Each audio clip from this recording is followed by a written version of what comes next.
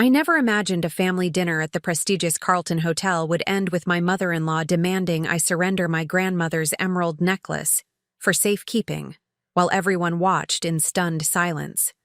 Even less could I have anticipated the look of absolute shock on Vivian Montgomery's perfectly powdered face when my personal security team materialized at the table within 90 seconds of my discreet panic button activation.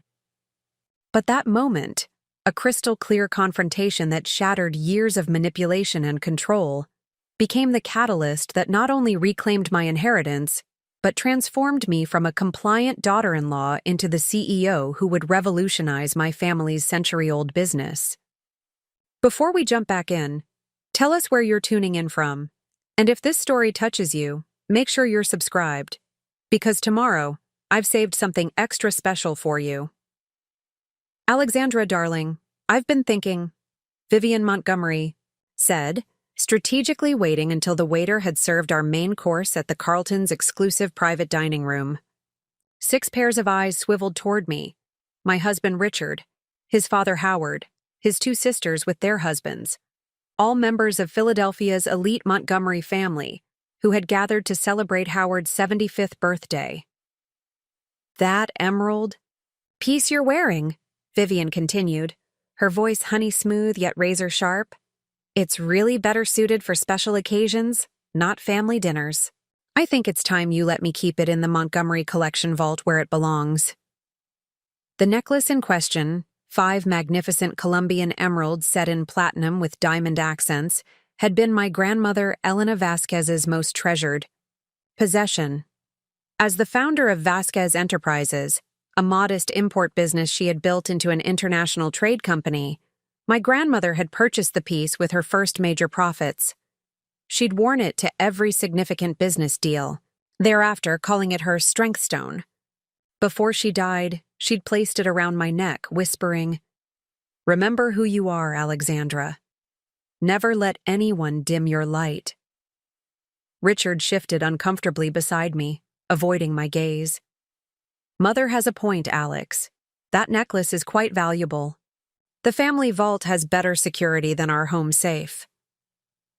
The careful conditioning of 3 years as a Montgomery wife nearly had me reaching for the clasp before I fully processed what was happening. Vivian had been steadily claiming pieces of my identity since the day Richard and I announced our engagement. My career at Vasquez Enterprises. A Montgomery wife has charitable obligations, not a job. My vibrant wardrobe. Those colors are too ethnic for Montgomery social circles. Even my friendship circle. Those business associates aren't appropriate connections for your new position. But my grandmother's emeralds were different. They weren't just jewelry. They were my heritage, my identity, the physical reminder of the strong, independent businesswoman who raised me after my parents' death. The necklace isn't Montgomery. Property, Vivian, I said quietly, my fingers instinctively touching the central emerald. It belongs to the Vasquez family. My grandmother purchased it herself. Vivian's smile remained fixed, but her eyes hardened. Alexandra, dear, I understand you have sentimental attachments, but upon marrying Richard, you became a Montgomery. Everything you brought into this marriage became part of the Montgomery legacy. Howard nodded sagely. Family tradition. Alexandra. All valuable pieces are cataloged and protected in our collection. Been that way for generations. I looked at Richard, waiting for him to defend my right to my own inheritance. His response crushed whatever illusion remained of our partnership. Alex, please don't make this difficult, he whispered. It's just a necklace. Mother will take excellent care of it. Just a necklace? The words escaped before I could filter them through my usual Montgomery-appropriate restraint. This is my grandmother's legacy. The woman who built the company that funded your venture capital fund's first major success.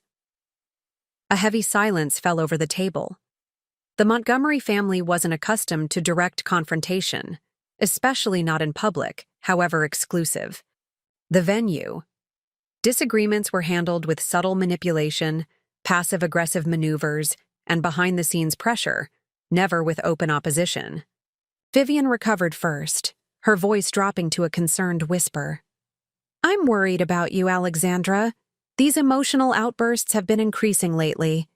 Richard mentioned you've been making unauthorized changes at Vasquez Enterprises since taking over as figurehead CEO. Unauthorized? I repeated, suddenly understanding why several of my recent business decisions had been mysteriously reversed. I'm not a figurehead, Vivian. I'm the majority shareholder and chief executive. Of course, dear. Vivian patted my hand patronizingly. But we all know Richard and Howard have been guiding the important decisions. Your grandmother's company needed proper Montgomery management to thrive in today's market. Richard's sister. Charlotte nodded sympathetically. Alex, we're just trying to help integrate you and your family's assets properly. The necklace will be perfectly safe in the vault. And available whenever appropriate, added Vivian, for suitable Montgomery occasions. In that moment, I saw with perfect clarity the pattern that had been developing since my wedding day. The Montgomery family wasn't just controlling my present. They were systematically erasing my past and reshaping my future. Each reasonable request, each helpful suggestion, had been another step in separating me from my identity, my heritage, and ultimately, my power. I thought about my grandmother's office at Vasquez Enterprises headquarters, once filled with vibrant art from our Mexican heritage, now redecorated in the subtle beiges and grays Vivian deemed more professional. I recalled the family recipes Elena had preserved for generations, now deemed too spicy for Montgomery gatherings. I remembered my gradual removal from operational decisions at the company my grandmother had built, justified as easing my burden. Most painfully, I recognized how I had participated in my own erasure, compromising to keep peace, adapting to Montgomery standards, interpreting control as care. The emerald at my throat suddenly felt warm against my skin, as if my grandmother were trying to wake me from a 3-year trance. Alexandra, Vivian's voice sharpened. I'm waiting. The necklace, please. Her outstretched hand, adorned with the Montgomery family diamonds, seemed to represent everything that had been happening. The expectation of compliance, the assumption of authority, the belief that her desires automatically outranked my boundaries. Under the table, my hand moved to the custom bracelet I always wore, a gift I had given myself after becoming CEO of Vasquez Enterprises. To most observers, it appeared to be an elegant platinum bangle that complemented the emerald necklace perfectly. Only I knew it contained a discreet panic button linked directly to my personal security team, a precaution my grandmother had insisted on for all Vasquez executives who often traveled with valuable merchandise. I had never activated it before. It was meant for actual emergencies, kidnapping attempts, physical threats, dangerous situations. But as I looked at the Montgomery family watching me expectantly, waiting for my surrender, I recognized this moment for what it was: an emergency of identity, a theft in progress, a boundary violation that, if permitted, would establish a precedent for total capitulation. My finger pressed the recessed button twice, our code for a non-violent situation requiring immediate presence. I won't be surrendering my necklace, Vivian, I said, my voice steadier than I expected. Not today, not ever. Howard Montgomery's face flushed with anger. Now see here, young lady. Alexandra, Richard interrupted, his voice low and urgent. You're embarrassing the family. Just give Mother the necklace and we can discuss this privately later. There's nothing to discuss, I replied. The emeralds stay with me. Vivian's composure cracked slightly, the veneer of concerned mother-in-law, giving way to the steel underneath. I've tried to be patient with your cultural differences, Alexandra, but this defiance is unacceptable. Richard, tell your wife to comply immediately. Before Richard could respond, the private dining room door opened, and 3 individuals entered, 2 men and a woman, all in impeccable suits. Maria Diaz, my head of security, who had once served as my grandmother's personal bodyguard, approached our table with professional efficiency. "Ms. Vasquez Montgomery," she said formally, "you activated your alert. Is everything all right?" The look of utter confusion on the Montgomerys' faces might have been comical under different circumstances. Security teams weren't part of their world of garden parties and charity galas. In their Philadelphia mainline environment, confrontations happened through lawyers and social maneuvers, not direct intervention. "These people need to leave immediately," Howard sputtered. "This is a private family dinner." Maria didn't even glance in his direction, keeping her focus entirely on me. "Ma'am? Your instructions?" I stood slowly, suddenly aware that this moment represented a fundamental choice about the direction of my life. The path of least resistance, surrendering the necklace, apologizing for the misunderstanding, dismissing my security team, would restore surface peace. The other path led to unknown territory, likely conflict, but also toward reclaiming my identity. My grandmother's voice seemed to whisper in my memory. "Your strength isn't in avoiding confrontation, Alexandra. It's in choosing which battles truly matter." "Thank you for responding, Maria," I said calmly. "There's been an attempt to coerce me into surrendering my personal property. I'm leaving now, and I'd appreciate your escort." "You can't be serious." Richard stood as well, his voice incredulous. "Calling security on your own family? Over jewelry?" "This isn't about jewelry, Richard," I replied, finally seeing our relationship with complete clarity. "It's about boundaries, respect, and recognizing that I didn't cease to exist as an individual when I became a Montgomery." Vivian had recovered her composure, switching tactics with practiced ease. "Alexandra, darling, you're clearly overwhelmed. Perhaps you need some rest. We can discuss this tomorrow when you're thinking more rationally." That patronizing tone, the implication that any resistance to Montgomery demands must indicate emotional instability rather than legitimate boundaries, had worked countless times before. It had made me question my own judgment, adjust my own standards, doubt my own perceptions. Not anymore. "What I need, Vivian, is for you and everyone else to understand that my heritage isn't yours to collect.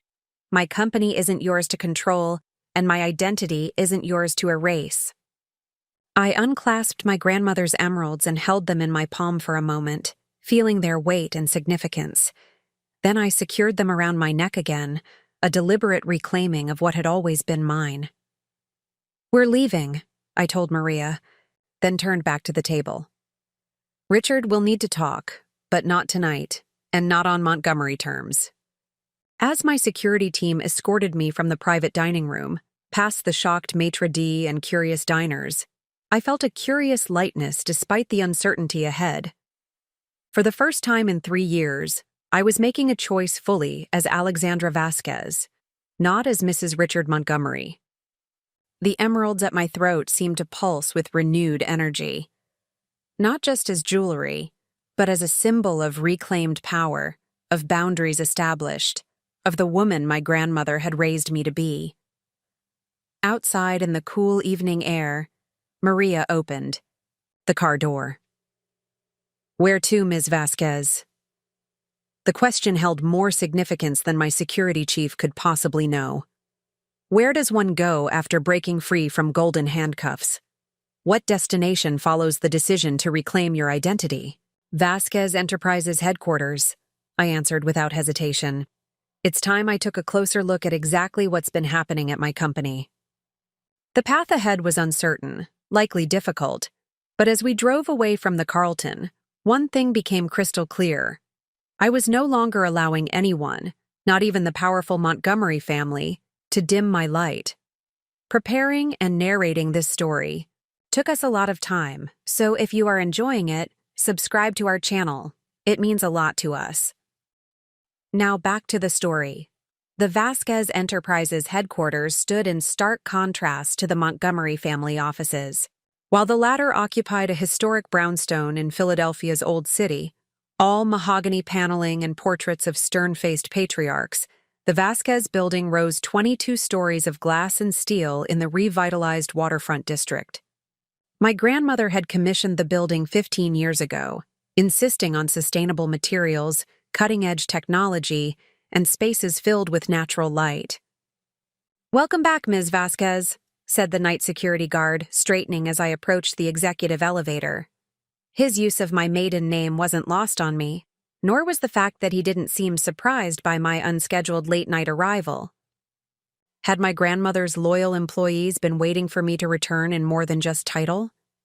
My executive suite on the top floor remained physically unchanged since I'd last worked here full-time. Before my marriage, before the gradual Montgomery takeover, before I'd been repositioned as what Vivian had so tellingly called a figurehead CEO. The vibrant artwork still adorned the walls. The glass desk still faced the panoramic view of the city. My grandmother's framed motto still hung beside the door. Trade isn't just about goods, it's about building bridges between worlds. Yet, something felt different. I ran my fingers over the smooth surface of the desk, noticing a thin layer of dust in the corners. Though I maintained an office here, my actual time on site had dwindled over the past year, with more meetings redirected to the Montgomery offices for convenience.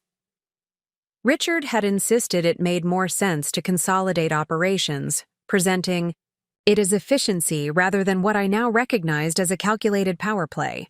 "The executive computer requires your fingerprint and passcode, Ms. Vasquez," Maria reminded me, standing professionally near the door while her team secured the floor. "Would you like privacy for your review?" I appreciated her perceptiveness. "Yes, thank you. Please wait outside, but stay close." Once alone, I activated the advanced security protocols my grandmother had installed and logged into the Vasquez Enterprises system with my executive credentials. What I discovered over the next 3 hours left me alternating between cold fury and profound disappointment. The systematic dismantling of my authority had been executed with remarkable precision. Email filters had been created to redirect certain communications to Richard's account before they reached me. Decision thresholds had been modified so that transactions above a certain value, a threshold that had been steadily lowered, required additional approval from the financial advisors who, not coincidentally, were part of Montgomery Holdings. Most disturbing were the minutes from board meetings I had supposedly attended during times I distinctly remembered being occupied with Montgomery family obligations that Vivian had deemed non-negotiable. My digital signature appeared on documents I had never seen, approving reorganizations that gradually shifted key Vasquez personnel to subsidiary roles while installing Montgomery allies in positions of increasing authority. "Oh, Elena," I whispered to my grandmother's memory, touching the emeralds at my throat. "I've let them dismantle everything you built." But as the initial shock faded, another emotion replaced it. Determination. The Montgomery takeover, however, advanced, wasn't complete. As majority shareholder, I still maintained ultimate legal authority. The question was whether I had the courage to use it, and whether I could navigate the personal consequences that would inevitably follow. A soft knock at the door interrupted my thoughts. Maria entered, her usual professional demeanor softened slightly with concern. "Ms. Vasquez, it's nearly midnight. Your husband has called your personal phone 17 times. The house security system shows multiple cars at your residence, including those registered to your in-laws." The Montgomerys were gathering their forces then. Not surprising, they wouldn't allow their carefully orchestrated acquisition of Vasquez Enterprises to be disrupted without resistance. "Thank you, Maria. I won't be returning to the Montgomery estate tonight." She nodded, unsurprised. "I've taken the liberty of securing accommodations at the Warwick. It's not affiliated with either the Vasquez or Montgomery Holdings, and their security protocols are excellent. The presidential suite has been prepared." I smiled at her efficiency, reminded again of how my grandmother had valued competence above all else in her organization. "You anticipated this might happen." Maria's professional mask slipped just slightly. Ms. Vasquez, your grandmother, made me promise to watch over you. I've been concerned about developments over the past year. Why didn't you say anything? It wasn't my place to intervene in your marriage, but I have kept records and maintained contingency plans, as Elena would have expected. She hesitated. Your grandmother built more safeguards into the company than the Montgomerys realize. She believed business, like life, should include preparation for both fair weather and storms. For the first time since the confrontation, at dinner, I felt a spark of hope. Elena Vasquez hadn't built an international trading empire by being naive about power dynamics. If she had anticipated potential threats to her legacy, perhaps she had left me more tools than I realized. Maria, who currently has access to my grandmother's private files, the ones she kept in the secure server? Only you, Ms. Vasquez. That system requires biometric confirmation that cannot be delegated or overridden. Mr. Montgomery has requested access multiple times, but our security team has maintained protocols as established by Ms. Elena. Another small victory, and perhaps a significant one. My grandmother had been meticulous about documentation, keeping detailed records of every major business decision, including her rationale and supporting evidence. I'll need access to those files immediately, and I'll require the presence of our legal team first thing tomorrow morning. My mind was already racing ahead, formulating the strategy I would need to reclaim control of my company, and by extension, my life. They'll be ready, Ms. Vasquez. Most of them have remained loyal to the Vasquez vision, even through the transition period. I nodded, grateful for this information, but disturbed by its implications. How many employees had watched me gradually surrender my grandmother's legacy while maintaining silent loyalty to her vision? The shame of that realization stung, but I pushed it aside. Recrimination wouldn't help me move forward. As we prepared to leave for the Warwick, my phone rang again. Richard's 23rd call of the evening. This time, I answered, putting it on speaker. Alexandra, this childish behavior stops now. His voice carried the authoritative tone he used in board meetings. The family is extremely concerned. Your mother had to take a sedative. You will return home immediately, apologize for this embarrassing display, and we'll discuss this situation like adults. 3 years ago, that tone would have had me capitulating immediately, desperate to make peace, to be the reasonable, accommodating wife the Montgomerys had molded me to be. Now, it sounded like what it truly was, an attempt to reassert control through a combination of commands, guilt, and the implication that my independence was equivalent to childishness. Richard, I'm not coming home tonight. Or possibly ever. I've discovered some very disturbing information about how you and your family have been manipulating my company. My legal team will be in touch tomorrow. His voice shifted instantly, the command replaced by wounded reasonableness. Alex, sweetheart, you're clearly overwhelmed. Whatever you think you've found, I'm sure there's a simple explanation. We've only been helping manage things while you adjusted to family life. Come home, get some rest, and we can review any concerns you have in the morning. The pattern was so obvious now that I'd stepped outside it. The oscillation between dominance and paternalism, the consistent messaging that my perceptions couldn't be trusted, that my concerns weren't valid, that any resistance indicated emotional instability rather than legitimate boundaries. The time for those tactics has passed, Richard. I've seen the falsified meeting minutes, the redirected communications, the systematic transfer of authority. What I haven't yet determined is whether your actions constitute fraud, breach of fiduciary duty, or both. That's for the lawyers to decide.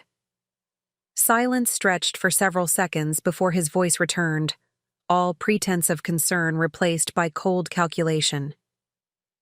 You're making a serious mistake, Alexandra. The Montgomery family has relationships throughout this city that go back generations.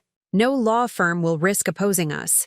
No bank will extend credit against our recommendation. no social circle will welcome you. Is your pride really worth sacrificing everything we've built together? We haven't built anything together, Richard. You and your family have been systematically dismantling what my grandmother built while conditioning me to believe it was for my own good. The emerald necklace was just the final piece you needed to complete the collection.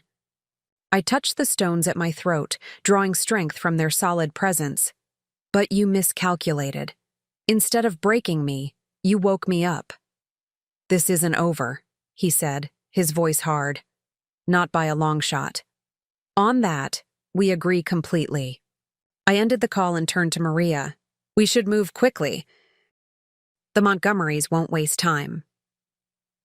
As we took the executive elevator down to the private garage, I felt a strange mixture of emotions: fear about the conflict ahead, regret for the years of gradual surrender, but most surprisingly, a growing excitement.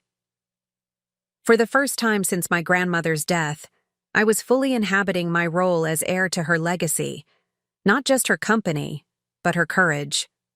The secure car glided through Philadelphia's nearly empty streets toward the Warwick.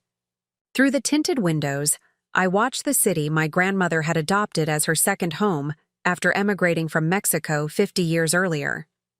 She had arrived with nothing but determination and intelligence, building connections and opportunities, where others saw only barriers. Your inheritance isn't the money or even the company, Alexandra, she had told me once. It's the knowledge that you can start again, that you can rebuild from nothing but your own strength. No one can take that from you unless you surrender it willingly.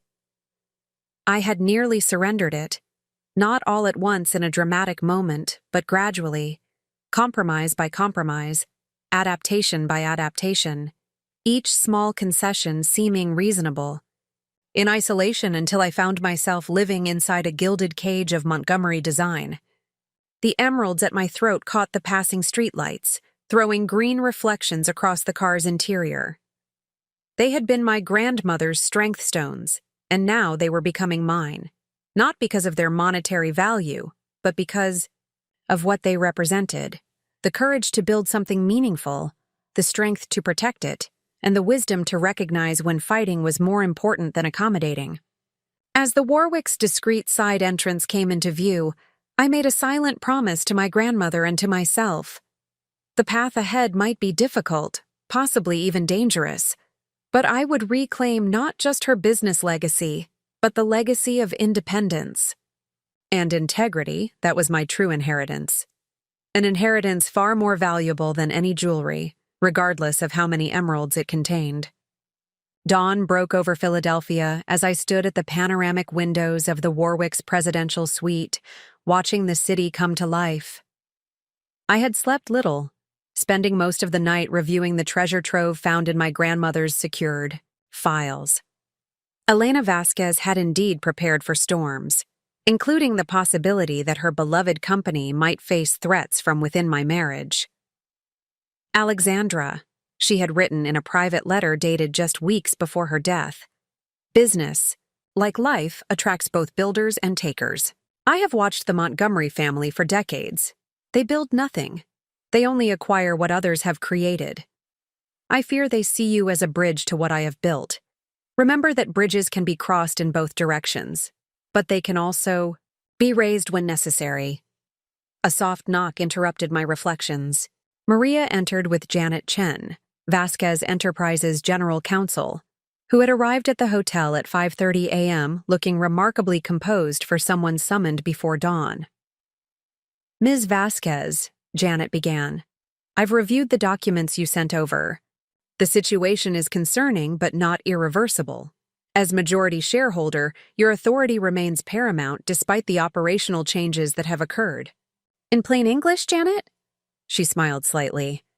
They've been systematically sidelining you, but they haven't succeeded in legally removing your power. However, they've clearly been laying groundwork for that eventuality. And my digital signature on documents I never saw. Janet's expression hardened. That constitutes fraud. Particularly concerning are the board meeting minutes showing your presence and approval for meetings you never attended. Can we prove I wasn't there? Your grandmother's security protocols included more safeguards than the Montgomerys realized, Maria interjected. All executive-level meetings are recorded, with backup copies stored in secure servers not connected to the main system. The timestamps and visual evidence directly contradict the official minutes. My phone buzzed with an incoming text from Richard.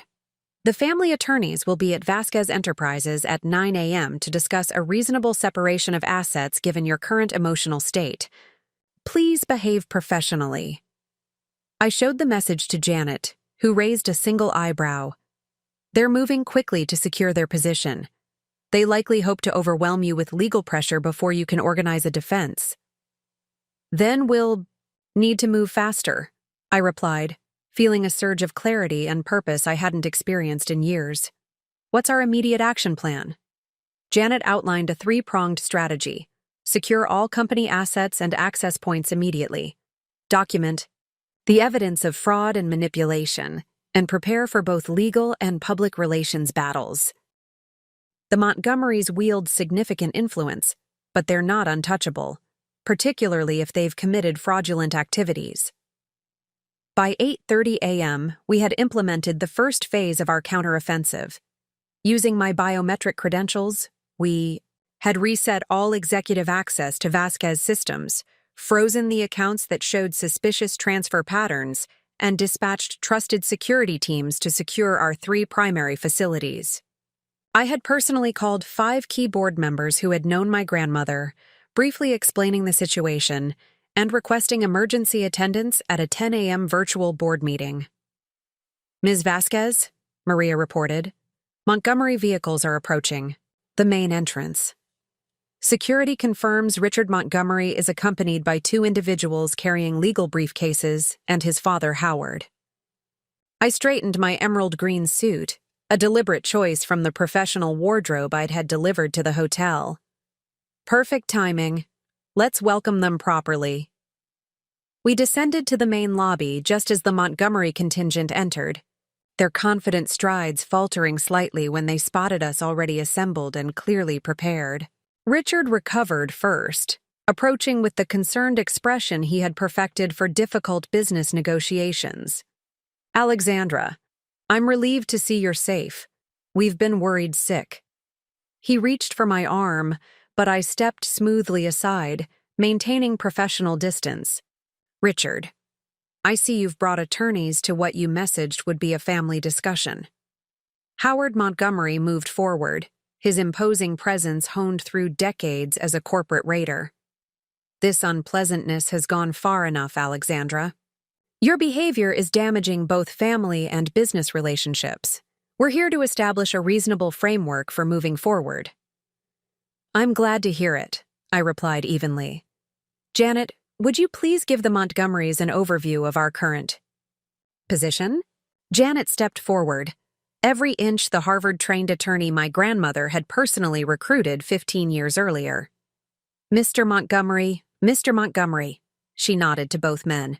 Vasquez Enterprises has documented evidence of multiple fraudulent activities, including forgery of Ms. Vasquez's signature, falsification of corporate records, and unauthorized transfer of operational control. We are prepared to pursue both civil and criminal remedies if necessary. The Montgomery attorneys exchanged glances. One began, "These are serious allegations that—" "They aren't allegations," I interrupted. "They're documented facts, including video evidence contradicting board minutes that claimed my presence and approval at meetings I never attended. Meetings that, coincidentally, were scheduled precisely when Vivian Montgomery insisted I attend various family functions." Richard's face paled slightly. Alexandra, this hostile approach is unnecessary. Whatever administrative errors have occurred, I'm sure we can resolve them without resorting to legal threats. Administrative errors? I repeated, letting my disbelief show. Is that what you call systematically undermining my authority while using my grandmother's company as a personal acquisition? Howard's mask of reasonable patriarch slipped, revealing the ruthless businessman beneath. You've been well compensated for any adjustments to operational control. The Montgomery name and connections have only enhanced Vasquez Enterprises' position. Enhanced? I felt a surge of indignation on behalf of my grandmother's legacy. Vasquez Enterprises was profitable for 30 years before any Montgomery involvement. What you've done isn't enhancement. It's appropriation. The dynamic in the lobby had shifted palpably. Where the Montgomerys had entered expecting to find me emotional, isolated, and unprepared, they instead faced a unified front of legal and corporate preparedness. Their advantage of surprise had been completely neutralized. Richard attempted to regain control of the situation, lowering his voice to the intimate tone he used when trying to circumvent my objections at home. Alex, sweetheart, let's discuss this privately. These public histrionics aren't like you. That's where you're wrong, Richard, I replied calmly. Standing up for what's rightfully mine is exactly who I am, who I've always been, beneath the compliant wife you and your family worked so hard to create. I just temporarily forgot it.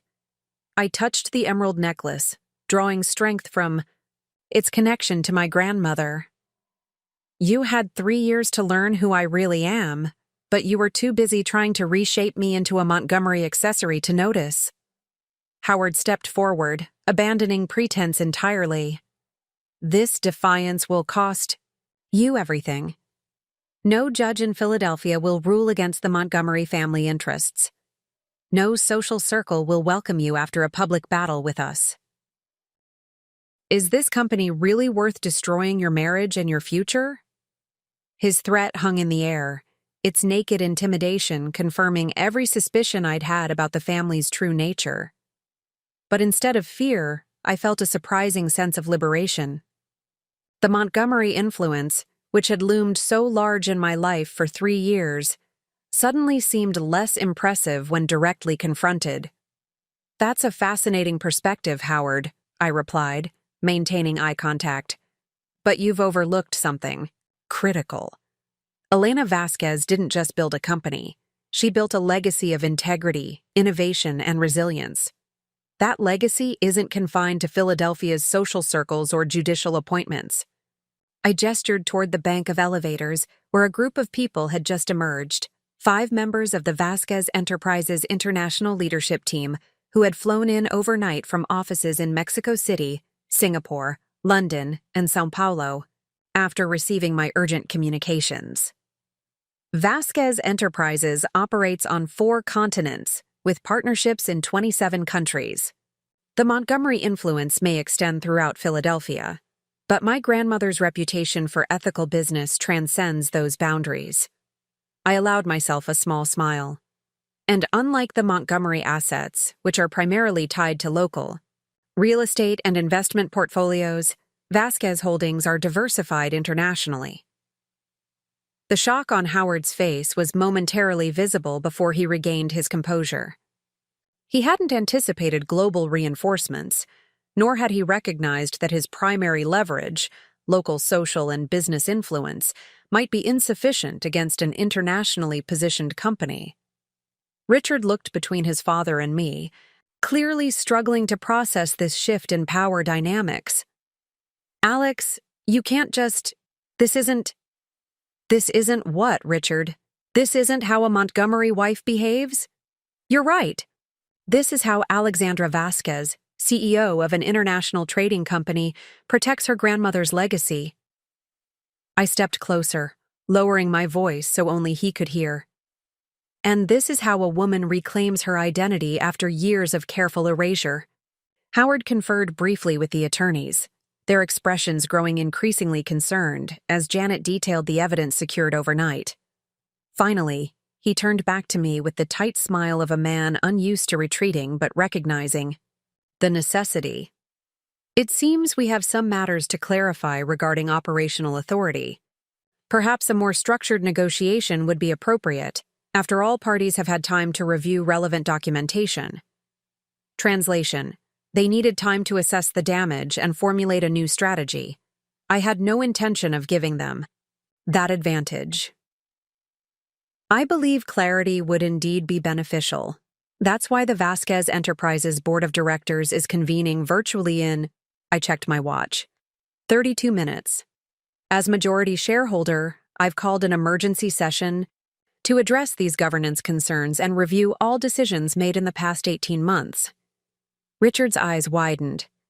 You can't possibly expect the board to make informed decisions without proper preparation, and all relevant documentation has been distributed to board members, including the evidence of fraudulent meeting minutes and unauthorized signature. Use. I maintained professional composure, though part of me wanted to savor this moment of reclamation.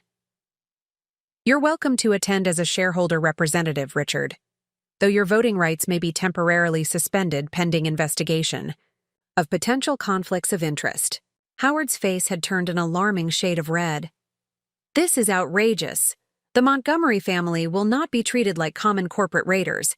We brought sophistication and structure to Vasquez operations. I couldn't help but laugh at the irony. That's precisely what you are, Howard.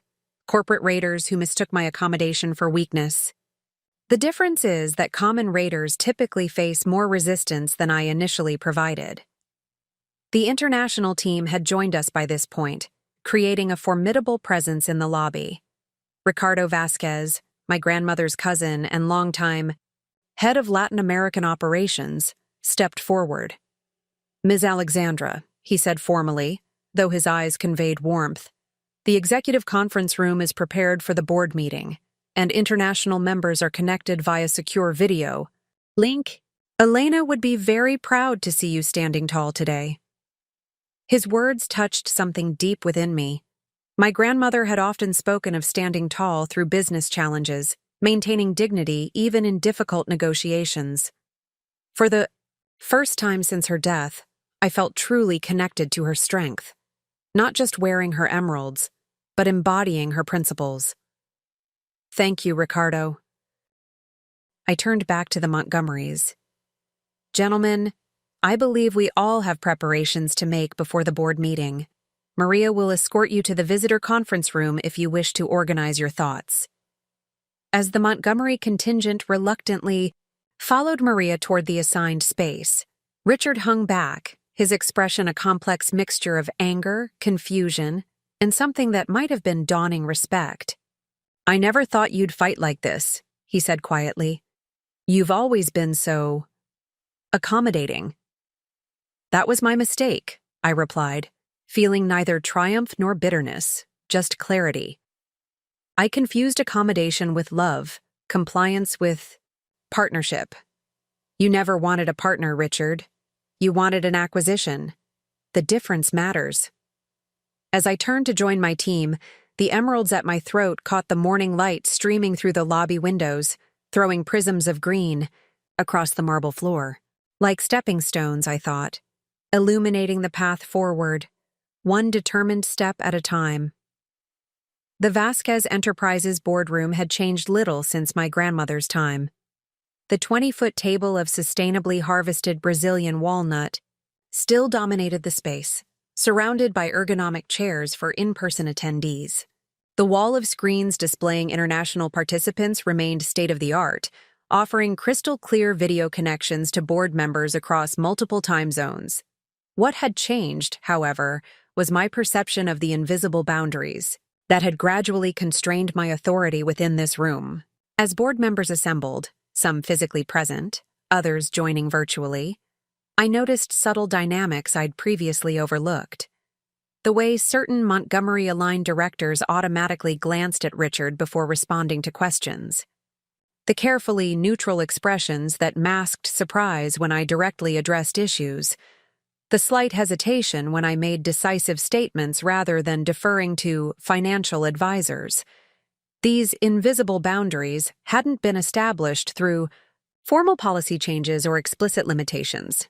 They had been created through 1,000 small interactions, Richard answering questions directed to me, Vivian scheduling urgent family obligations that conflicted with key meetings, Howard helpfully stepping in during complex negotiations. Each incident, viewed in isolation, could be interpreted as support rather than undermining. Collectively, they formed an elaborate architecture of constraint that had gradually reduced my actual authority while maintaining the appearance of leadership. Before we begin the formal agenda, I announced once everyone had settled, I want to address the extraordinary circumstances of this emergency meeting. My voice sounded stronger than I'd anticipated, carrying the quiet confidence I'd observed in my grandmother during challenging negotiations. Over the past 18 months, there have been systematic efforts to redirect operational control of Vasquez Enterprises away from its established leadership structure. These efforts have included falsification of meeting minutes, unauthorized use of executive signatures, and deliberate scheduling conflicts designed to exclude key decision-makers. Richard shifted uncomfortably at the far end of the table, where he sat with the Montgomery attorneys. His father had chosen not to attend, likely preparing alternate strategies elsewhere. The evidence supporting these findings has been distributed to all board members, I continued, nodding toward Janet Chen, who activated a secure document sharing protocol that displayed key exhibits on all screens. This includes video documentation, contradicting official meeting records, email correspondence revealing deliberate manipulation of information flow, and financial analyses showing concerning patterns in recent strategic decisions. Sophia Kwan, our longest-serving independent director and former dean of Wharton Business School, leaned forward with the focused attention that had made her a formidable presence in corporate governance for 3 decades. "These allegations are extremely serious, Alexandra," she said, her eyes sharp behind titanium-framed glasses. "Before we proceed further, I'd like to hear Mr. Montgomery's response." All eyes turned to Richard, who stood with practiced composure, straightening his bespoke suit jacket, a Montgomery power move I'd seen Howard deploy countless times before difficult conversations. "Members of the board," he began smoothly, "what you're witnessing today is unfortunately the result of personal matters inappropriately brought into the business sphere. My wife and I experienced a family disagreement last evening that has escalated unnecessarily." He directed a concerned glance my way, the same expression he'd used when explaining to dinner guests why my suggestion about company strategy wasn't quite correct. Alexandra has been under tremendous pressure balancing her new family responsibilities with corporate obligations. These misunderstandings about operational adjustments, which were implemented to support her during this transition, have been misinterpreted through an emotional lens. 3 years ago, I would have wilted under that patronizing characterization, questioning my own perceptions rather than challenging his narrative. Even yesterday morning, I might have remained silent, accommodating his version of reality to maintain peace. But the woman who had reclaimed her grandmother's emeralds was finished with such accommodations. That's a fascinating reframing of fraudulent activity as supportive accommodation, I responded, maintaining professional calm while meeting his gaze directly. Perhaps you could specifically address Exhibit C, which shows your digital authorization using my security credentials to transfer operational control of our Singapore logistics hub to Montgomery Holdings last month. During the weekend, your mother insisted I accompany her to the Harrington Charity Gala in New York. A murmur ran through the board members as they examined the document in question. Richard's facade cracked slightly as he realized I had concrete evidence rather than mere suspicions. That transfer was a routine administrative reorganization to optimize tax efficiencies, he countered, though his confidence had visibly diminished. As we've discussed previously, consolidating certain operations under Montgomery Holdings creates significant advantages. When exactly did we discuss this? I interrupted, bringing up another document on the screens. According to my calendar, which your mother's assistant now manages, I was scheduled for consecutive family obligations every day that week. The only Vasquez Enterprises meetings on my calendar were ceremonial appearances at client events, not strategic planning sessions. Ricardo Vasquez, who had supervised the Singapore hub's development during my grandmother's leadership, leaned forward with undisguised concern. This reorganization removed our direct control of a facility that handles 40% of our Asia-Pacific distribution. How does this possibly benefit Vasquez operations? Before Richard could respond, Janet Chen introduced another exhibit, the complete financial analysis of decisions made during the past 18 months. The pattern, once displayed comprehensively, was unmistakable. A systematic redirection of Vasquez assets, capabilities, and strategic advantages toward Montgomery-controlled entities. "This isn't optimization," noted Sophia Kwan, removing her glasses as she studied the patterns. "This is extraction."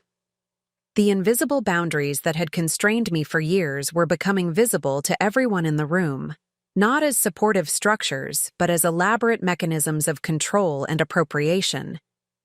Each helpful intervention by the Montgomery family had served their interests while diminishing mine. Each reasonable accommodation had further entrenched their authority while eroding my own. Richard attempted several more explanations, each less convincing than the last as the evidence mounted. The board members, particularly those who had worked with my grandmother, grew increasingly disturbed by the documented pattern of manipulation. After 90 minutes of detailed review, Sophia Kwan called for a procedural motion. "Given the serious nature of these findings, I move that we temporarily suspend all Montgomery-affiliated individuals from operational roles within Vasquez Enterprises pending a complete independent investigation, and that we immediately restore full executive authority to Alexandra Vasquez as majority shareholder and CEO." The motion passed with overwhelming support. Richard, his face now rigid with barely contained fury, gathered his materials while the Montgomery attorneys whispered urgently beside him. "This isn't over, Alexandra," he said quietly as he prepared to leave. "You've turned a minor family disagreement into a corporate crisis. The repercussions will affect far more than just our marriage." I recognized the threat beneath his words, but also noted something I hadn't seen before: uncertainty. For perhaps the first time in our relationship, Richard Montgomery wasn't confident about controlling the outcome. "You're right that this isn't over," I replied, keeping my voice low but firm. "But you're wrong about its origins. This isn't about last night's dinner or my grandmother's emeralds. This is about recognizing patterns that have been developing for years. Patterns I allowed to continue by mistaking control for care and manipulation for support. After the Montgomery contingent departed and the board addressed immediate stabilization measures, I found myself alone in my grandmother's, my office, standing before the wall of windows overlooking the Philadelphia skyline. The emeralds at my throat caught the afternoon light, their deep green intensity reflecting my emerging clarity. Maria entered quietly, placing a secure tablet on my desk. "Ms. Vasquez, security protocols at all facilities have been updated. The Montgomery access credentials have been suspended, and we've implemented the emergency contingency plan your grandmother established." I turned from the window, curious. "What contingency plan?" "Project Phoenix," Maria replied. "Elena created it 5 years ago when she first became concerned about potential hostile takeover attempts. It includes distributed backup servers, alternate supply chain pathways, and emergency leadership succession protocols." "My grandmother anticipated this specific scenario?" I asked, amazed once again by Elena's foresight. "Not exactly," Maria said, a hint of a smile softening her professional demeanor. "But she understood that successful businesses attract predators, and that women leaders often face unique challenges in protecting what they've built." She hesitated before adding, "She was particularly concerned when you began dating Richard Montgomery." She recognized his family's acquisition patterns from previous business encounters. The realization struck me with painful clarity. My grandmother had seen the danger long before I had prepared defenses I never knew existed, had tried to protect me even while respecting my choices. While I had been gradually surrendering my power in small, seemingly reasonable compromises, Elena had been quietly establishing safeguards for the moment when I might finally recognize the need to reclaim it. She never told me her concerns about Richard, I said softly, feeling a complex mixture of gratitude for her protection and regret that I hadn't recognized the warning signs myself. She didn't want to interfere with your personal happiness, Maria explained. She said you had the right to make your own choices, but that she had the responsibility to ensure you would have options if those choices led somewhere unexpected. Options. The word resonated deeply. For the past 3 years, I had experienced a gradual constriction of options. Professional pathways quietly closed, personal connections subtly severed, independence systematically undermined. Each limitation had been presented as a reasonable adaptation to my new role as a Montgomery wife, each boundary disguised as a natural consequence of family integration. Yet through it all, my grandmother had maintained escape routes I hadn't even known I might need, security protocols only I could activate, financial resources beyond Montgomery reach, trusted allies who recognized my authority independent of my married status. The invisible boundaries that had constrained me weren't just psychological, though those had proven powerfully effective. They were also practical, logistical, and strategic. The Montgomerys had systematically isolated me from independent decision-making authority while maintaining the appearance of supporting my leadership role. What struck me most powerfully in that moment was not the sophistication of their strategy, but my own complicity in it. I had accepted each new limitation as reasonable, interpreted each control mechanism as care, rationalized each surrender as compromise.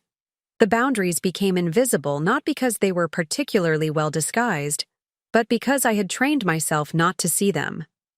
Your grandmother also left you this, Maria said, placing a small carved wooden box on the desk. She instructed me to give it to you when, not if, but when, you reclaimed your full authority. Inside the box lay a smaller version of my grandmother's emerald necklace, a bracelet with 3 perfect matched stones set in the same platinum setting. She had it made when you completed your MBA, Maria explained. She said the necklace was her strength, and the bracelet would be your foundation, a reminder that you built your expertise and earned your position based on your own merit, not family connection. As I fastened the bracelet beside my panic button bangle, I felt a surge of determination that transcended the immediate corporate crisis. The Montgomery family had nearly succeeded in an elaborate acquisition strategy, not just of Vasquez Enterprises, but of me personally, my identity and autonomy. Their methods had been insidious precisely because they weren't obviously abusive or overtly controlling. Each boundary had been established through reasonable-sounding accommodations, helpful suggestions, and concerned guidance. The cumulative effect, however, had been a sophisticated cage, one I had helped construct through my own desire to be an acceptable wife, to honor my marriage vows, to believe in my husband's good intentions. Maria, I said, making a decision, please schedule a meeting with our international leadership team for tomorrow morning. It's time to implement a comprehensive recovery strategy, not just to address the damage from Montgomery interference, but to establish stronger safeguards moving forward. She nodded, already typing the directive into her secure tablet. And for tonight, Ms. Vasquez? I touched the emerald bracelet, feeling its solid weight against my wrist, a physical reminder of the strength that had always been mine, waiting to be reclaimed. Tonight I need to review all the operational changes made in the past 18 months and identify our most vulnerable points, I replied. The Montgomerys won't accept this setback without counteraction. We need to be prepared for whatever comes next. As Maria departed to implement my instructions, I turned back to the window, watching the afternoon sun transform Philadelphia's glass towers into pillars of light. Somewhere across the city, the Montgomerys were undoubtedly planning their response, leveraging every connection and resource to regain control of what they had nearly acquired. But they would be facing a different Alexandra Vasquez than the one they had gradually conditioned to accept limitations. A woman who now recognized that the most dangerous boundaries are those we internalize and enforce upon ourselves, believing them to be natural constraints rather than constructed barriers.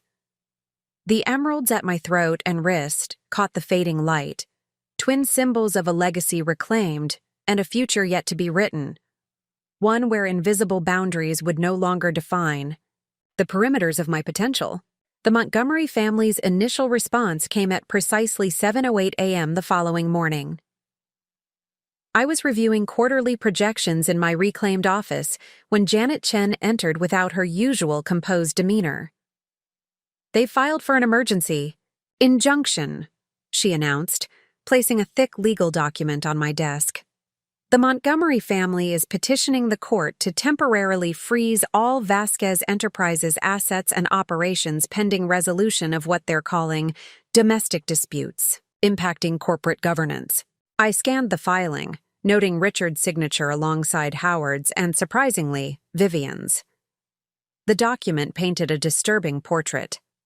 According to the Montgomerys, I was experiencing a psychological crisis triggered by unresolved grief over my grandmother's death, manifesting in paranoid accusations against my supportive husband and his family, who had only been assisting in preserving company stability. "They're attempting to have you declared temporarily incompetent to manage your affairs," Janet explained, her expression grim. "They've included affidavits from Dr. Lawrence Whitmore, Vivian's bridge partner's husband," I interjected, "who apparently conducted a remote psychological assessment based on reported behaviors and family observations."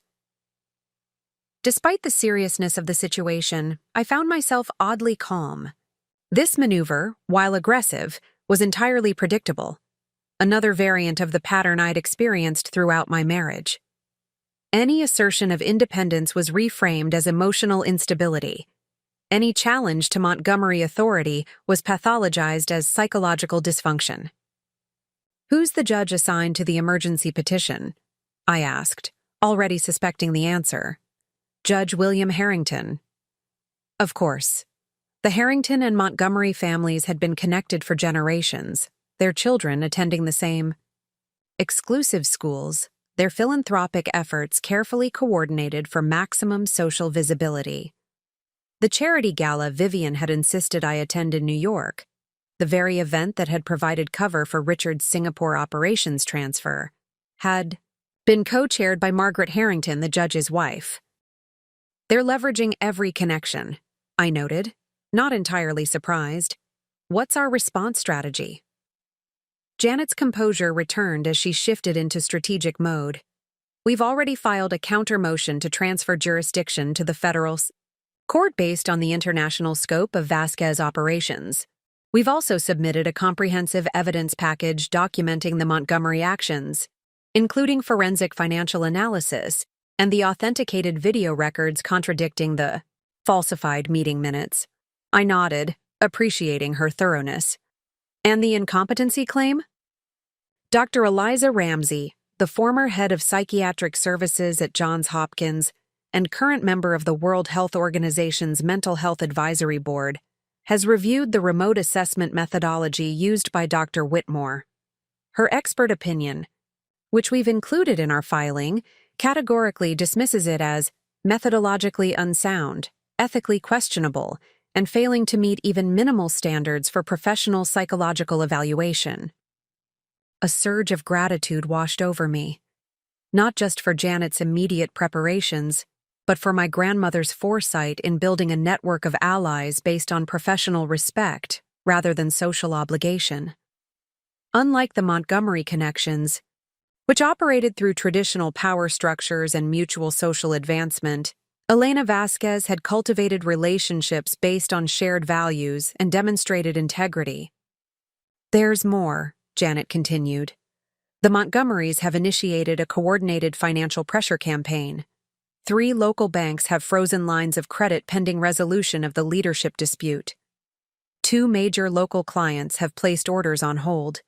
And the Philadelphia Business Chronicle is preparing a front-page story on what they're calling a family feud threatening one of the city's premier international businesses."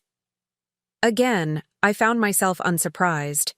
The Montgomerys were implementing a classic isolation strategy, cutting off financial resources, undermining client confidence, and controlling the public narrative.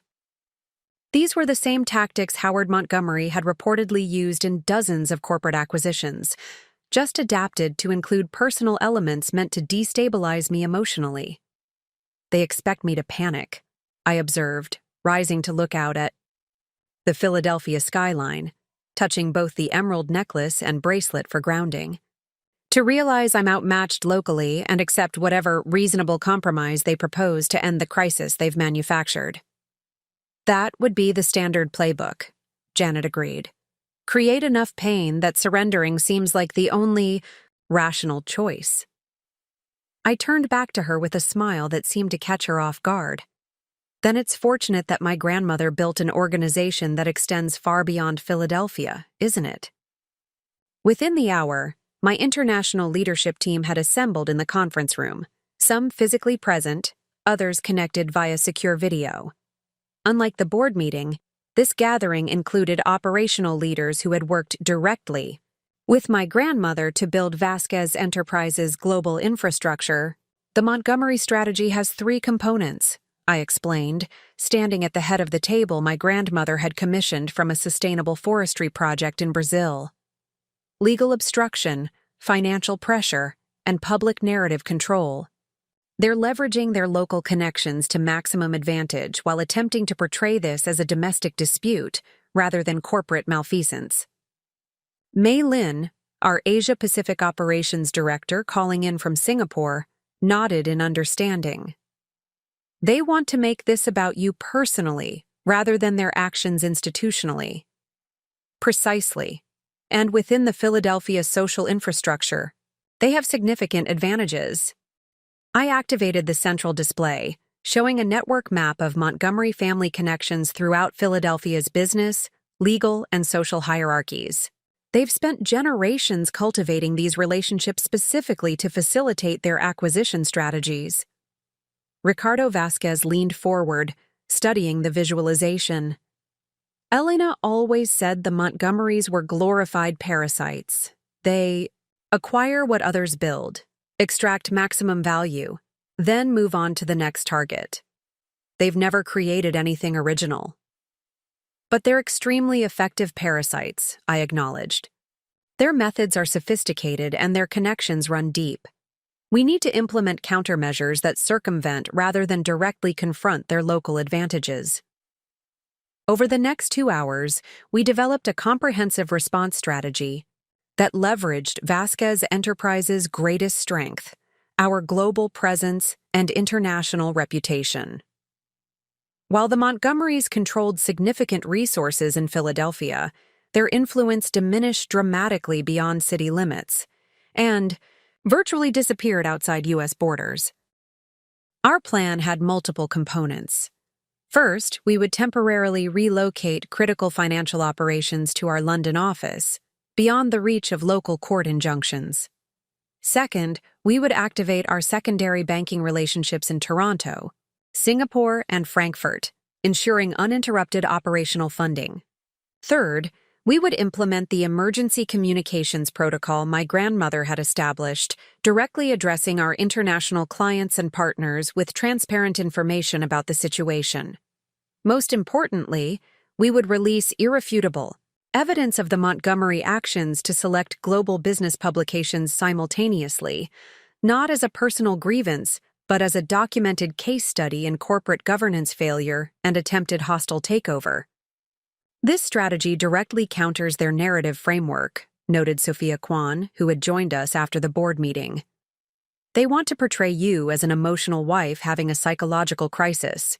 You'll be responding as a global CEO protecting shareholder value from documented corporate malfeasance. As our team dispersed to implement these measures, Maria approached with an alert on her secure tablet. Ms. Vasquez, Vivian Montgomery has just arrived in the lobby. She's requesting a private meeting.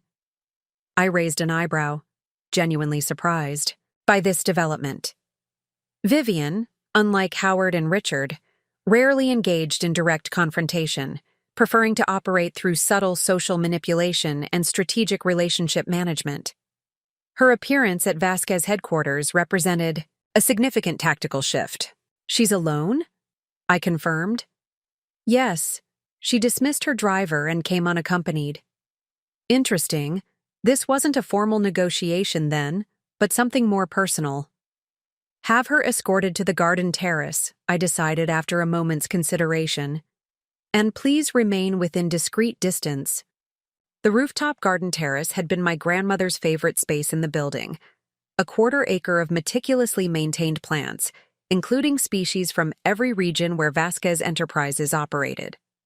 Elena had often conducted her most difficult negotiations here, believing that natural beauty provided perspective that office environments lacked.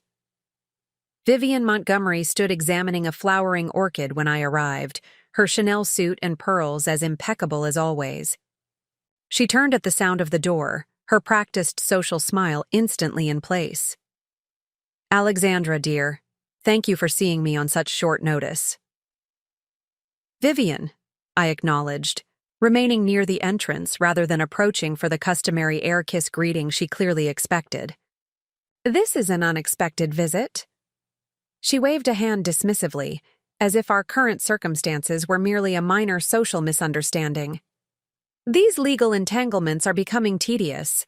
I thought perhaps you and I could discuss a more amenable resolution, woman to woman, without all the attorneys and corporate dramatics." "I see." I moved to a small seating area overlooking the Philadelphia skyline, gesturing for her to join me. "And what resolution did you have in mind?" Vivian settled gracefully into a chair, arranging herself with the perfect posture she'd often attempted to instill in me. "Alexandra, we both know this situation has escalated beyond what anyone intended. Richard is devastated by this rift.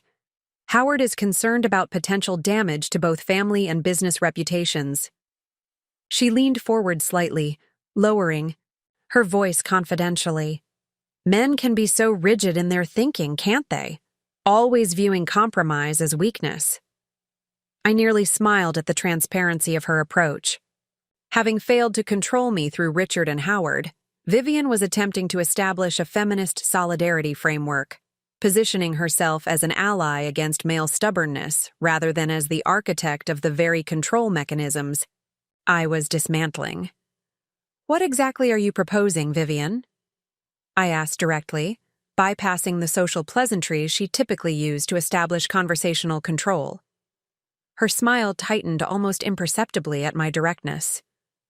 "A reasonable separation of operational responsibilities that acknowledges both your inheritance rights and the Montgomery family's significant contributions to Vasquez Enterprises' recent successes." "And what would this reasonable separation entail?" "You would retain your position as CEO and majority shareholder," she offered magnanimously, as if conceding something that was already legally mine. "The Montgomery Holdings would maintain administrative oversight of certain operational aspects, international logistics, primary banking relationships, key client accounts, while you would have complete authority over corporate social responsibility, initiatives, workplace culture, and public relations." I translated mentally. I would keep my title while surrendering all meaningful operational control, becoming exactly the figurehead CEO they had been gradually positioning me to be. In exchange, I would receive highly visible but functionally limited domains that aligned with traditional feminine leadership stereotypes.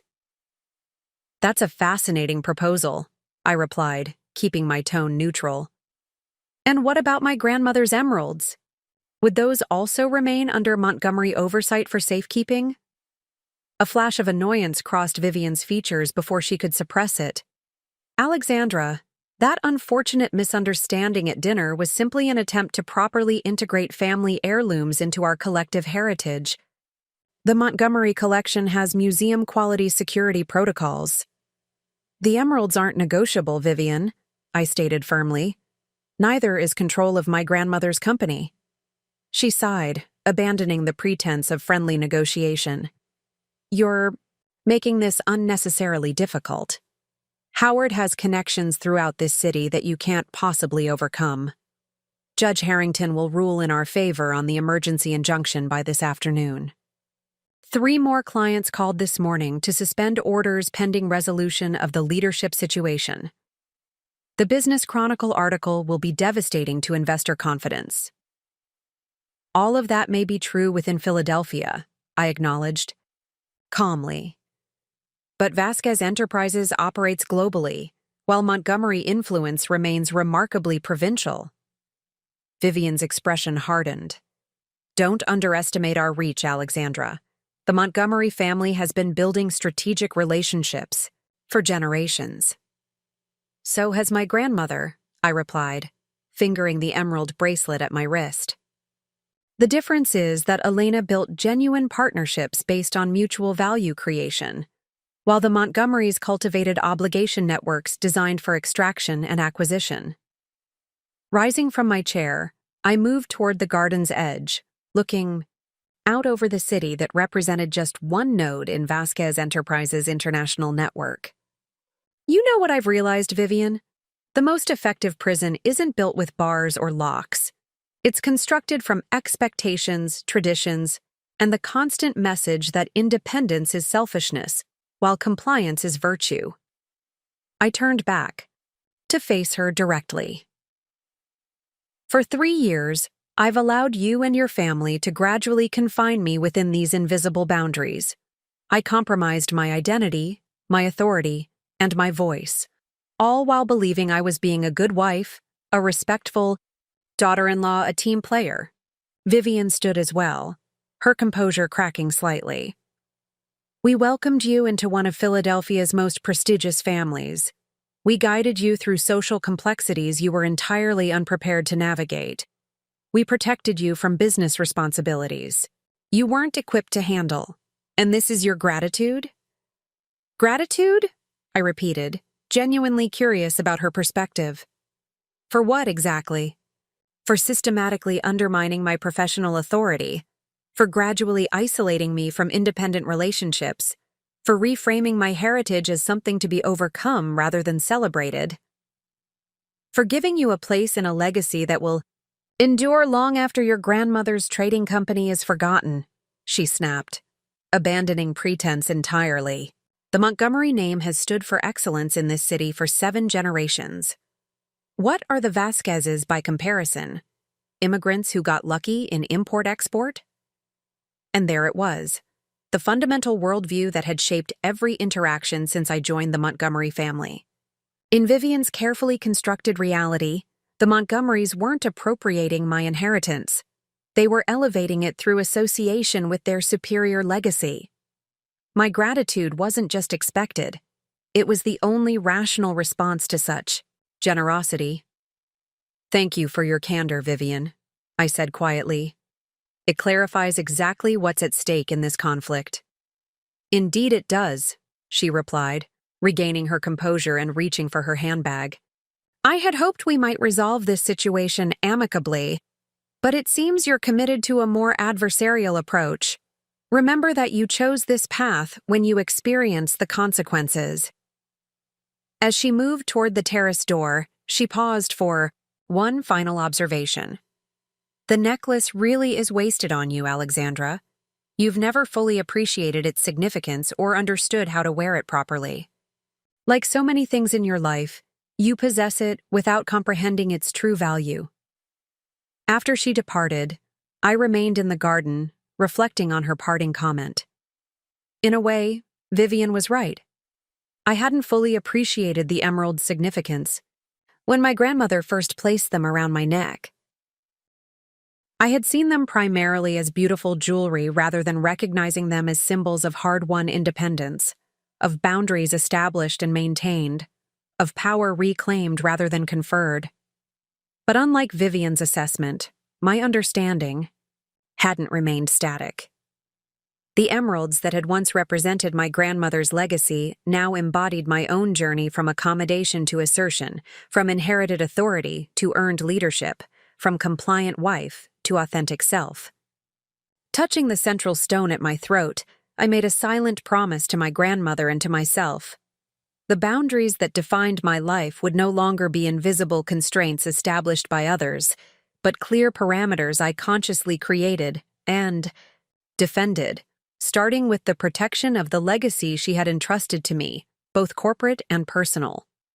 Judge William Harrington granted the Montgomery family's emergency injunction at 3:17 p.m., exactly as predicted. The ruling temporarily froze all Vasquez Enterprises assets under U.S. jurisdiction, pending a full hearing scheduled for the following week. Under normal circumstances, this would have paralyzed our operations, cutting off access to working capital, and preventing the execution of ongoing contracts. However, by the time the ruling came down, we had already implemented our strategic realignment. Critical operational funding had been transitioned through our international subsidiaries. Essential contractual obligations were being fulfilled through alternate supply chains, and our global leadership team had directly contacted our top 50 clients worldwide with transparent briefings on the situation. The Montgomerys attempted to cut off oxygen to force surrender, Janet Chen observed as we reviewed the situation in my office. But they failed to recognize that Vasquez Enterprises has always been designed to breathe through multiple respiratory systems.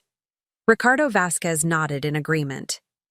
Elena had a saying, "True resilience isn't built on central strength, but on distributed capability." She structured this company to withstand precisely this kind of attack. My phone buzzed with an incoming call from an unlisted number. Maria checked the secure identification system, then nodded. "It's Mr. Montgomery. Richard, not Howard." I considered ignoring it, but strategic engagement sometimes offered more advantages than avoidance. "Put it on speaker." Richard's voice filled the office, tension evident beneath his practiced corporate calm. "Alexandra, this has gone far enough. Judge Harrington's injunction should demonstrate the futility of continued resistance. Let's discuss reasonable terms before lasting damage occurs to both family and business interests." "Good afternoon." "Richard," I replied evenly. "I assume you're calling from Howard's office at Montgomery Holdings?" A slight hesitation. "Yes, we're reviewing next steps in the legal process." "And has anyone informed you that the injunction affects only U.S.-based assets? Or that Vasquez International operations continued without interruption? Or that we've already activated contingency protocols that maintain full operational capability, despite local restrictions?" The silence that followed confirmed my suspicion. The Montgomerys had been so confident in their local strategy that they hadn't seriously considered our global options. They had expected immediate capitulation once their judicial advantage materialized. "Alexandra," Richard tried again, his tone shifting to the intimate persuasion he'd often employed during our marriage.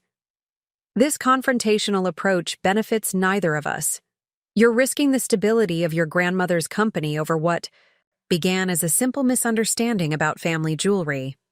That characterization might be convincing if I hadn't discovered systematic fraud, unauthorized transfers of operational control, and deliberate manipulation of corporate governance," I responded. "This isn't about emeralds, Richard.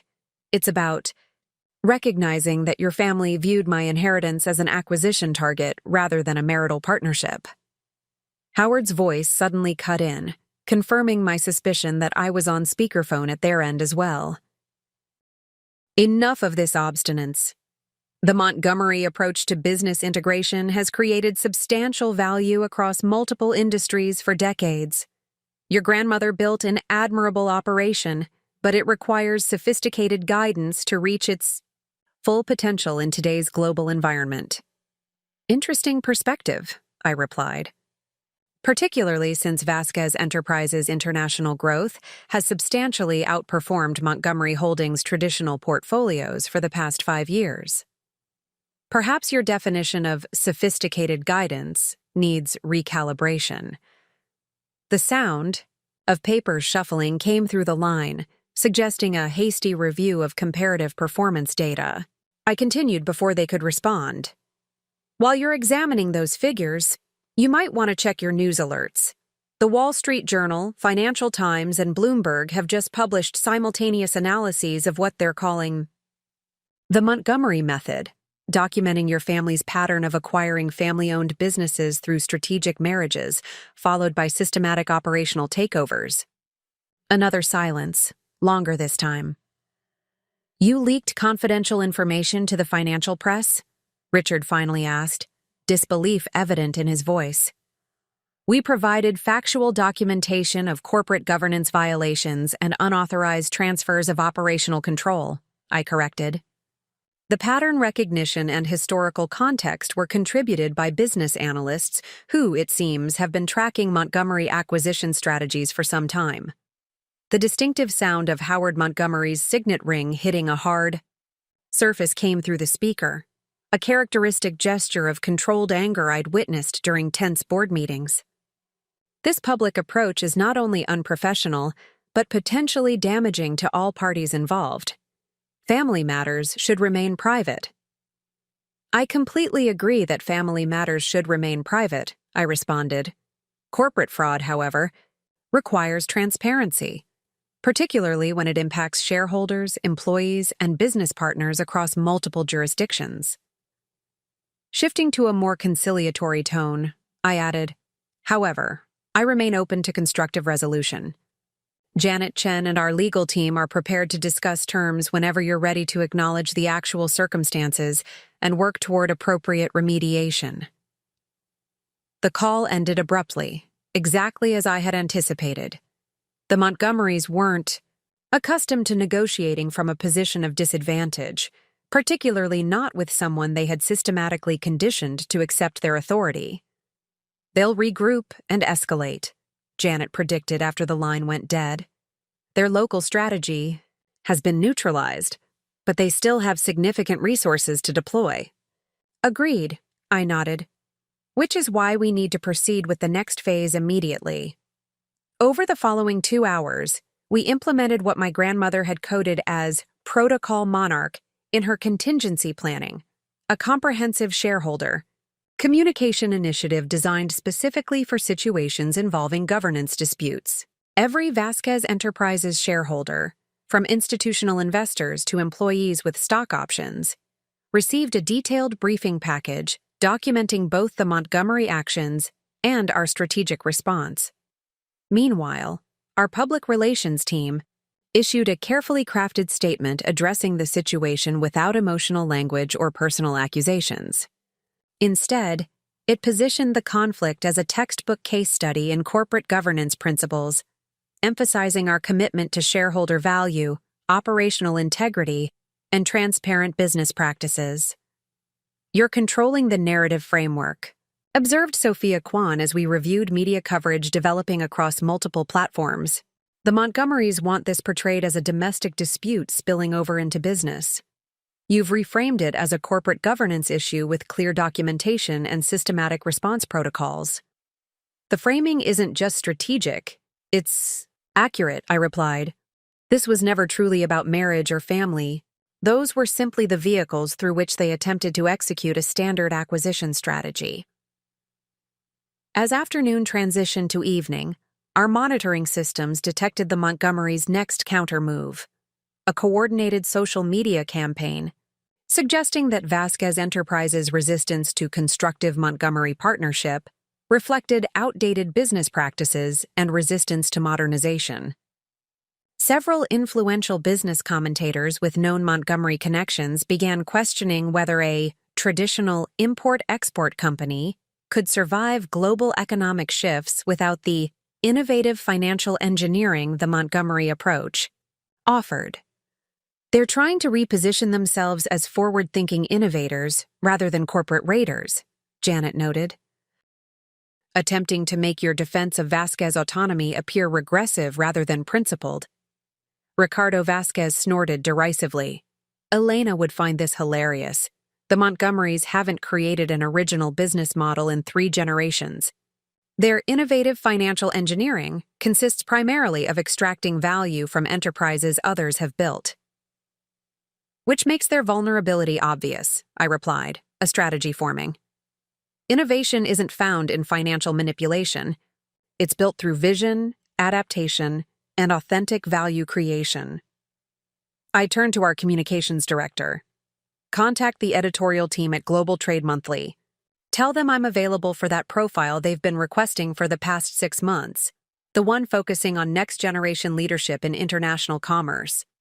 The magazine had been pursuing an in-depth feature on my transition from Elena's protégé to CEO of Vasquez Enterprises since before my grandmother's death. I had repeatedly delayed, partly due to Montgomery discouragement of independent media engagement and partly from my own uncertainty about measuring up to Elena's legacy. Now, however, the timing was perfect. Also, accelerate the announcement of the Southeast Asian Expansion Initiative, I continued. We've been developing those plans for over a year, but held back implementation based on Montgomery concerns about timing and resource allocation. It's exactly the forward-thinking strategic growth that counters their narrative. Maria approached with an update that confirmed my strategic instincts. The Montgomery Foundation has just announced an emergency board meeting for tomorrow morning. The listed agenda includes reputation management strategies and media response coordination. The foundation represented the public face of Montgomery family philanthropy, carefully cultivated over generations to provide social legitimacy for their business practices. That they felt the need to mobilize this resource suggested our counteroffensive had effectively disrupted their standard playbook. They're bringing Margaret Harrington into active deployment, I predicted, recalling Vivian's closest ally in Philadelphia society, along with the entire social infrastructure they've built over generations. Janet Chen looked concerned. The Philadelphia social ecosystem remains their strongest territory. We've effectively countered their business maneuvers, but they're wry. Social influence operations could still create significant complications, particularly for employees and partners with local ties. She was right. While we had successfully neutralized the Montgomery's business leverage through our international structure, their social power in Philadelphia remained formidable. They could make life extraordinarily difficult for anyone associated with Vasquez Enterprises who lived and worked within their sphere of influence. Then we need to address the social dimension directly, I decided, not by attempting to match their established influence networks, but by changing the parameters of the engagement. As night fell over Philadelphia, I stood at my office windows, watching lights illuminate the city skyline. 3 generations of Montgomerys had built their power through exclusive networks, private arrangements, and carefully maintained social hierarchies. Their influence operated most effectively in controlled environments with limited transparency, charity galas with carefully curated guest lists, private club gatherings where membership was tightly restricted, boardrooms where access required multiple layers of introduction and approval. The emeralds at my throat and wrist caught the reflection of city lights, reminding me of my grandmother's most fundamental business philosophy. When you cannot win within the existing rules, change the game entirely. Maria, I called. AE's Clear Strategy Crystallizing. Contact Professor James Kim at the Wharton School. Tell him I'd like to accept his invitation to deliver the keynote address at tomorrow's Global Business Ethics Symposium. The professor had extended the invitation months ago, but Richard had convinced me to decline, arguing that such academic engagements provided limited strategic value compared to traditional Montgomery networking events. Now I understood his real concern. The symposium represented exactly the kind of open, transparent forum where Montgomery influence tactics were least effective. Also, please inform the Philadelphia Economic Development Council that Vasquez Enterprises would be honored to host their upcoming town hall on international trade opportunities for local businesses. Another public forum that Richard had discouraged, claiming it would attract the wrong kind of business connections. As Maria departed to implement these directives, I turned back to the window, seeing the city with new clarity. For 3 years, I had viewed Philadelphia exclusively through the Montgomery lens, as a hierarchical social ecosystem where influence flowed through carefully controlled channels they had spent generations cultivating.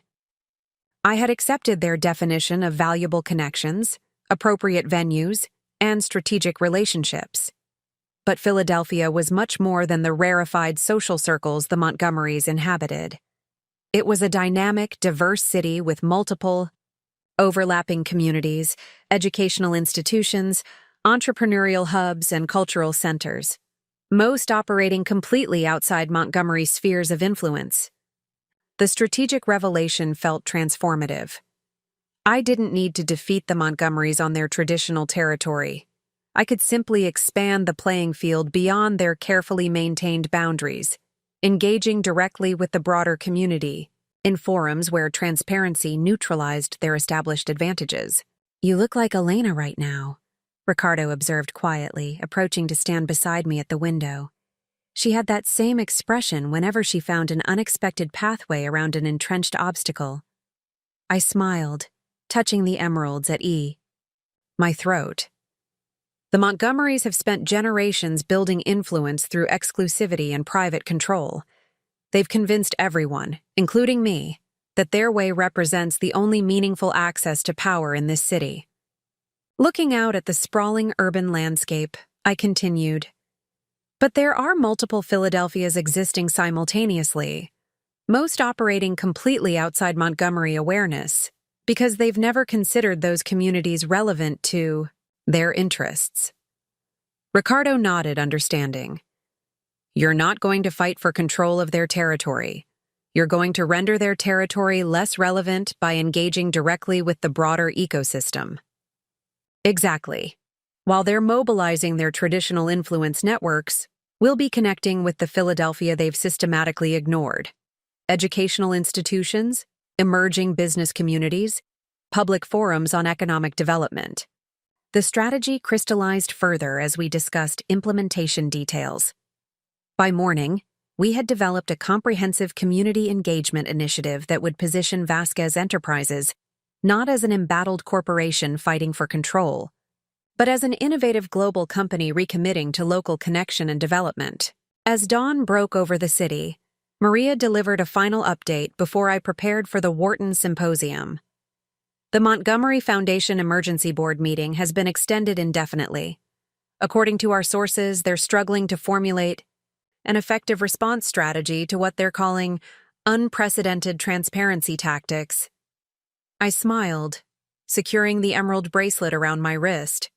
No longer just my grandmother's legacy, but a symbol of my own evolving leadership approach. Transparency is only unprecedented when your power depends on controlled information and limited access. The emeralds caught the morning light as I gathered my materials for the symposium keynote, transforming from dark stones to brilliant pools of green fire, much like the clarity that was emerging from what had begun as a crisis.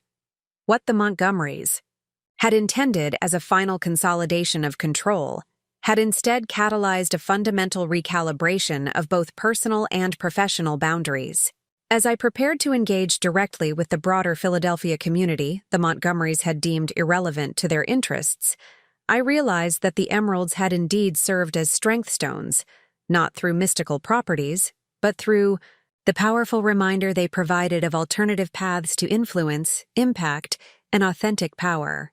The Wharton School's Global Business Ethics Symposium occupied the Grand Hall of Philadelphia's historic Franklin Institute, a fitting venue for discussions about integrity and innovation in international commerce. As I entered through the side entrance, following Maria's carefully planned security protocol, I was struck by how different this gathering felt from the Montgomery-approved events that had filled my social calendar for the past 3 years.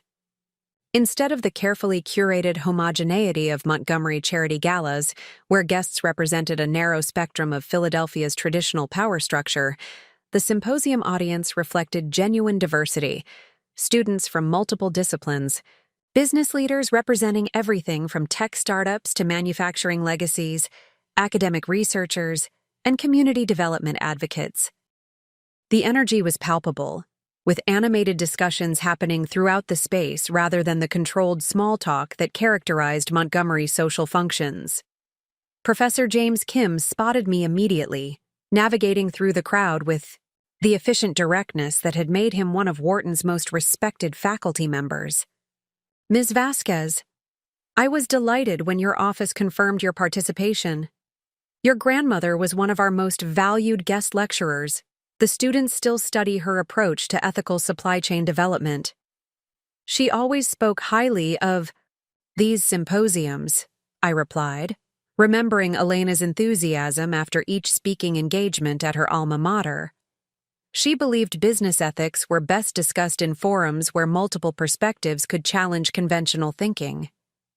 "Precisely why your keynote comes at such a perfect moment," he agreed, guiding me toward the preparation area. "The business community is following the Vasquez-Montgomery situation with great interest. Your willingness to address corporate governance and leadership transition challenges directly, rather than through carefully managed press releases, is refreshingly transparent." His casual reference to the situation confirmed what our media monitoring had indicated. The Montgomery attempt to frame our conflict as a private domestic dispute had failed to gain traction outside their immediate circle of influence. The business and academic communities were viewing it exactly as we had positioned it, as a substantive corporate governance issue with meaningful implications for family business transitions and international commerce. The symposium organizer approached with a schedule update. "We've had unprecedented registration since your participation was announced this morning. We've opened 2 additional overflow rooms with video links, and 3 international business schools have requested permission to live stream the keynote for their graduate programs." This unexpected level of interest presented both opportunity and challenge. The larger audience increased our potential impact, but also raised the stakes for delivering a message that balanced personal authenticity with professional substance. As I reviewed my prepared remarks, I realized they needed significant recalibration to address this expanded context. "I'd like to make some adjustments to my presentation," I told the organizer. "Would it be possible to have 30 minutes before the introduction?" In the quiet of the preparation room, I reflected on what had initially brought me to this moment. What had begun as a confrontation over my grandmother's emeralds had evolved into something far more significant: a fundamental reconsideration of power dynamics that extended beyond my personal situation with the Montgomerys to broader questions about leadership, legacy, and authentic influence. The emeralds at my throat and wrist caught the light as I reworked my presentation, reminding me that their true value wasn't in their material worth, but in what they represented. The courage to build something meaningful, the strength to protect it, and the wisdom to recognize when fighting was more important than accommodating. When Professor Kim introduced me 40 minutes later, I approached the podium with clear purpose. The emerald green of my tailored suit, another deliberate choice, created an immediate visual connection to the distinctive stones visible at my neck and wrist. "Good morning," I began, looking out at the diverse audience that filled every available seat in the Grand Hall. I was originally invited to speak about international trade innovations and cross-cultural business development, topics I'm passionate about and have addressed in numerous controlled corporate environments. I paused, making direct eye contact with audience members in different sections of the hall. Instead, I'd like to discuss something more fundamental: the invisible architecture of power that shapes our business landscapes and leadership transitions, particularly when those transitions involve crossing boundaries of gender, culture, and established influence networks. Over the next 40 minutes, I shared insights that integrated personal experience with substantive business analysis, not as a lecture delivered from a position of authority, but as an authentic exploration of challenges common to many leadership contexts. I discussed how tradition and innovation need not be oppositional forces, how different cultural perspectives can enhance rather than complicate decision-making, and how genuine business ethics require ongoing examination of power dynamics that often remain unacknowledged. The most effective control mechanisms aren't explicit restrictions, I noted, drawing from my experience with the Montgomerys without naming them directly. They're implicit expectations that become internalized as natural limitations rather than recognized as constructed boundaries. The leader who asks, "What prevents me from taking this action?" is already operating within an invisible framework that defines certain options as beyond consideration. The audience response exceeded all expectations. When the moderator opened the floor for questions, dozens of hands immediately rose throughout the hall. The inquiries ranged from specific business strategy concerns to broader philosophical questions about reconciling personal values with institutional demands. How do you maintain organizational stability while challenging established operational patterns? Asked a young woman identifying herself as a second-year MBA candidate. By distinguishing between foundational principles and habitual practices, I responded. The former should anchor your decisions, while the latter should be regularly reassessed for continued relevance. My grandmother built Vasquez Enterprises on principles of ethical supply chain management, transparent partner relationships, and distributed operational capacity. The specific implementation of those principles has evolved continuously without compromising their fundamental integrity. A more senior attendee, the CEO of a regional manufacturing firm, posed a particularly resonant question. How do you determine when accommodation represents strategic patience versus unhealthy compromise? The question cut straight to the heart of my personal journey. Healthy accommodation creates space for multiple perspectives to contribute value, I answered after thoughtful consideration. Unhealthy compromise gradually eliminates options, until conformity appears to be the only realistic choice. The difference often becomes clear only in retrospect, which is why regular reassessment of decision-making patterns is essential for authentic leadership. As the session concluded with sustained applause, I found myself surrounded by attendees eager to continue the conversation. What struck me most powerfully was how many shared variations of my experience. Professionals who had navigated complex power dynamics in family businesses, international executives who had balanced cultural expectations with strategic innovations, emerging leaders questioning whether established pathways truly represented the only viable routes to impact. Professor Kim eventually extracted me from the enthusiastic crowd, guiding me toward a small meeting room where the symposium's key participants had gathered for a working lunch. "That was remarkable," he said quietly. "You've shifted the entire framework of our discussions for the remainder of the event." The room contained approximately 20 people, a mix of business leaders, academic experts, and public policy specialists. What they shared wasn't social status or financial position, but substantive engagement with international business ethics and governance. This was precisely the kind of diverse, merit-based gathering the Montgomerys systematically avoided. Too unpredictable, too transparent, too focused on substance rather than status. Up next, you've got two more standout stories right on your screen. If this one hit the mark, you won't want to pass these up. Just click and check them out. And don't forget to subscribe and turn on the notification bell so you don't miss any upload from us.